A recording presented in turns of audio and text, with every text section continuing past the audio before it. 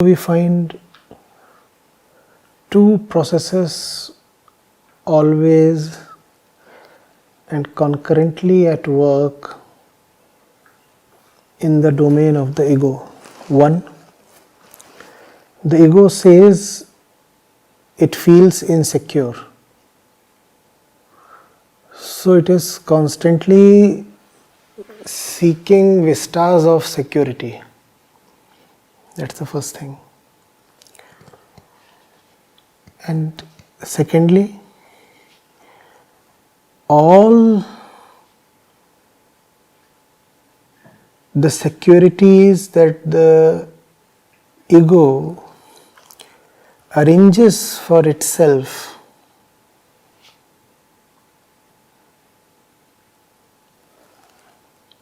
are necessarily false.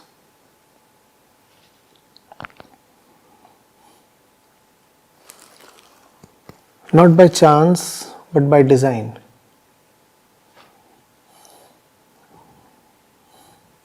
Such is the nature of the ego. On the one hand, it says, I want security. On the other hand, it deliberately arranges only false security for itself. Why false security? Because true security would be the end of the ego.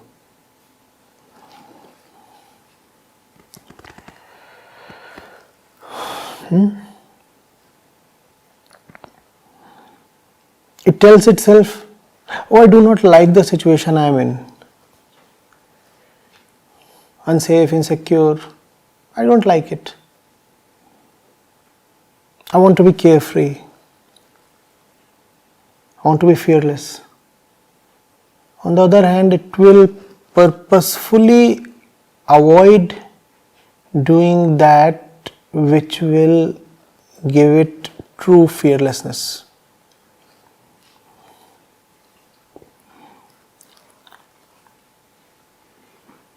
The position of the ego is unenviable.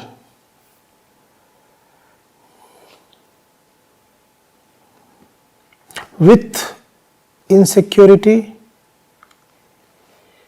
it is uncomfortable. Without insecurity, it is dead. That's what you get as the ego. Either discomfort or death. Choose.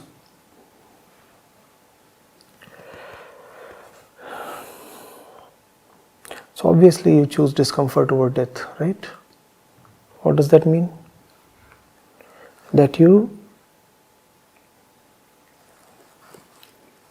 consciously, to the extent the word consciously can be applied to the ego, that you consciously arrange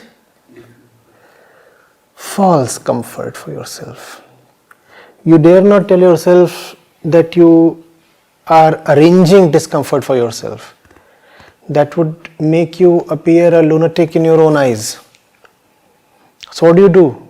You convince yourself that you are arranging comfort and security and safety for yourself, and you go out and fetch false versions of each of these, or false substitutes of each of these.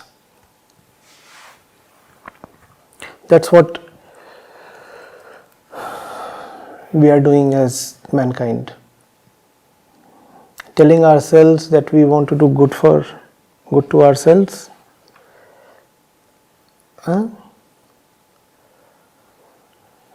We can't openly say we don't want our welfare, we don't want good to happen to us.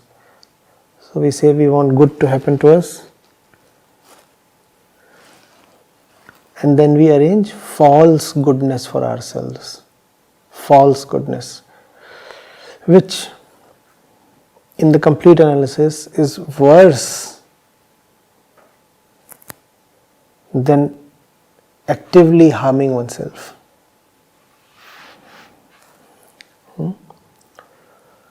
So how do we arrange false security? As we said, by hedging our bets. We say, let's have this to secure ourselves, let's have that to secure ourselves. Let's have plan A, B, C, D. Let's have 40 kinds of backups. If this thing won't turn out nice, then let me have something else ready. Getting it? Now, what is happening in that process? What is happening is that you are never really committing yourself to one thing, which is bad but useful to the ego. Useful because it saves you the burden of firstly finding that one thing worth committing to. Please see what's happening.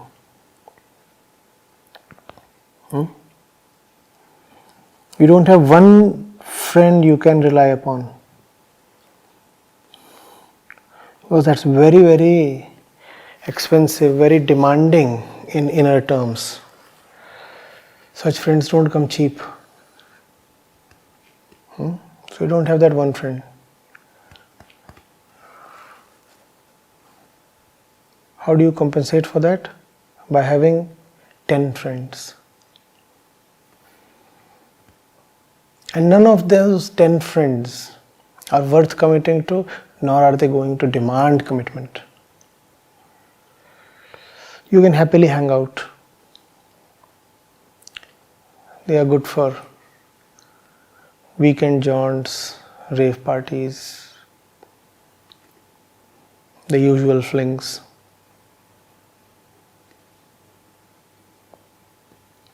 Getting it?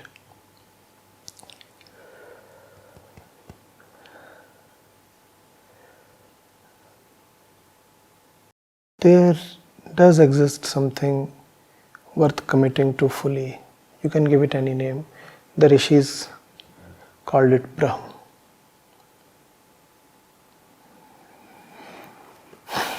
That's the only way of living. Commit yourself to one central thing.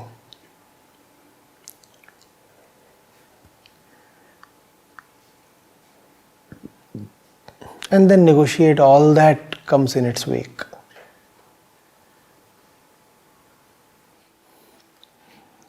One who has consciously closed all doors to himself,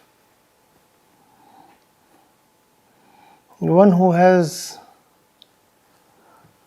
burnt all bridges, one who has left no doors available to knock at.